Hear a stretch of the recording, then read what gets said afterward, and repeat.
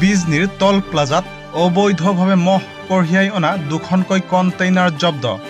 চিৰাং জিলাৰ বিজনীৰ ২৭ নং ৰাষ্ট্ৰীয় ঘাইপথৰ দহলাপাৰা টল প্লাজাত যোৱা নিশা অবৈধভাৱে মহ কঢ়িয়াই অনা দুখনকৈ কণ্টেইনাৰ বাহন জব্দ কৰে ৰাষ্ট্ৰীয় বজৰং দলৰ বঙাইগাঁও আৰু চিৰাং জিলা সমিতিৰ সদস্যসকলে। খবৰ অনুসৰি পশ্চিমবংগৰ পৰা গুৱাহাটী অভিমুখে গৈ আছিল কণ্টেইনাৰ দুখন। কণ্টেইনাৰ দুখনৰ নম্বৰ NL01 AD 8177 আৰু NL01 Q6021। কণ্টেইনাৰ দুখনৰ পৰা জব্দ কৰা হয় মুঠ ৮৮টাকৈ মহ। শ্ৰীৰামপুৰৰ জনৈক হাফিজুলৰ নেতৃত্বত সৰবৰাহ কৰা হৈছিল এই মহসমূহ। ইফালে নিশা টোল গেটত মহ কঢ়িয়াই অনা কণ্টেইনাৰ জব্দ কৰাক লৈ বজৰং দলৰ কাৰ্যকৰ্তা আৰু টোল গেটৰ কৰ্মচাৰীৰ মাজত সৃষ্টি হয় হুলস্থুলীয়া পৰিৱেশৰ। পাছত বিজনী আৰক্ষী থানাৰ ভাৰপ্ৰাপ্ত আৰক্ষী বিষয়া আদিত্য দেউৰীৰ নেতৃত্বত আৰক্ষী গৈ ঘটনাস্থলীত উপস্থিত হয় আৰু নিয়ন্ত্ৰণ কৰে পৰিস্থিতি আৰু জব্দ কৰা মহসহ কণ্টেইনাৰ দুখন বিজনী আৰক্ষীয়ে লৈ যায় নিজৰ জিম্মালৈ। সম্প্ৰতি বঙাইগাঁও জিলাৰ চৌৰাগুৰিৰ গোশালাত ৰখা হৈছে জব্দ কৰা মহসমূহ। বিজনীৰ পৰা অজয় কুমাৰ বছাকৰ ৰিপৰ্ট, নিউজ টাইম 3। লাইনম্যান মানে কি? আমরা তো জানি না। श्रीरामपुर से। श्रीरामपुर? हाँ। रोमेलो बनावालो। कहाँ नाम है क्या? ये तो ना जानो, मैं खालासी हो। ना जाना? कोर पर आने कोर लोग जबी। श्रीरामपुर पर लोग हैं क्यों गुवाहाटी जब? गुवाहाटी लोग जबी। किमान टास है? मुर्गा जैसे 45। हेलो? 45। 45? कितने आंसर गुरु? গরু না মোষ আছে। হ্যাঁ? মোষ আছে দাদা। মোষ? কিতনে আনসার? 40টা নাকি আছে। 40টা? কোর पर আনসার? এটা শ্রীরামপুর। শ্রীরামপুর पर। কোর লই যাবি?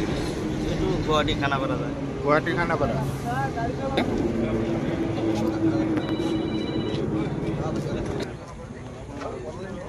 হয়, আজি আমি এটা বিশেষ সূত্ৰে আমাৰ হাতত খবৰ আহিছিল। শ্ৰীৰামপুৰৰ পৰা অবৈধভাৱে 4খনকৈ মহৰ গাড়ী আহি আছিলে, য'ত কোনো ধৰণৰ ভেটেনাৰী ডিপাৰ্টমেণ্টৰ কোনো ধৰণৰ চাৰ্টিফিকেট নাছিল, কোনো গভৰ্ণমেণ্ট অৰ্ডাৰ নাছিল, কোনো চালান নাছিলে আৰু এটা গাড়ীত এটা ট্ৰাকত 40ৰ পৰা 45টা কৰি মহ আহি আছিল বুলি আমি এটা বিশেষ সূত্ৰে খবৰ পাইছিলোঁ।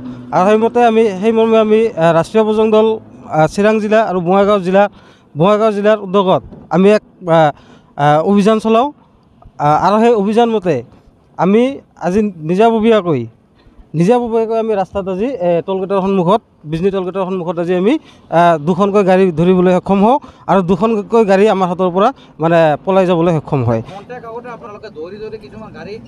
হয়, আমি যেতিয়া গাড়ী ধৰিবলৈ গৈছিলোঁ, আমাৰ সংগঠনৰ ফালৰ পৰা যেতিয়া আমি ৰাষ্ট্ৰীয় বজৰং দলে গাড়ী ধৰিবলৈ গৈছিলোঁ, তেতিয়া টোলগেটৰ চবেই নহয়, আমি গুণ্ডা বুলি কৈছোঁ, এজন ব্যক্তি আহি আমাৰ ৰাষ্ট্ৰীয় বজৰং দলৰ ৰাজ্যিক উপসভাপতি গোবিন্দ পালক আক্ৰমণ কৰাৰ কাৰণে চেষ্টা কৰিছিল, যাৰ তেখেতৰ নাম গোবিন্দ পাল, ৰাষ্ট্ৰীয় বজৰং দলৰ ৰাজ্যিক উপসভাপতি আৰু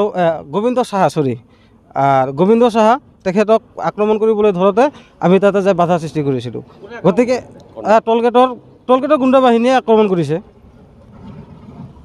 আৰু লগতে আৰু এটা বস্তু আমি জানিবলৈ পাইছোঁ, আমি এই মানুহখিনিৰ পৰা যিখিনি মানে ড্ৰাইভাৰৰ পৰা আমি এটা বস্তু গম পাইছোঁ যে আমি সুধিছিলোঁ বাৰ যে কোনে পঠাইছে বুলি। তেখেতে এটা নাম সুন্দৰ কৰি আপোনালোকৰ হয়তো ভিডিঅ' ফুটেজতো আছে, তেখেতে এটা নাম কৈছে, হাবিজুৰ বুলি নাম কৈছে। গতিকে আমি সুধিব বিচাৰিছোঁ কোন সেই হাবিজুৰ, এই দালাল কোন সেই হাবিজুৰ, তেখেতক অতি সোনকালে অসম পুলিচে গ্ৰেপ্তাৰ কৰক, অন্যথা আমি ৰাজপথত আহি আকৌ গাড়ী ধৰিবলৈ আমি বাধ্য হ'ম।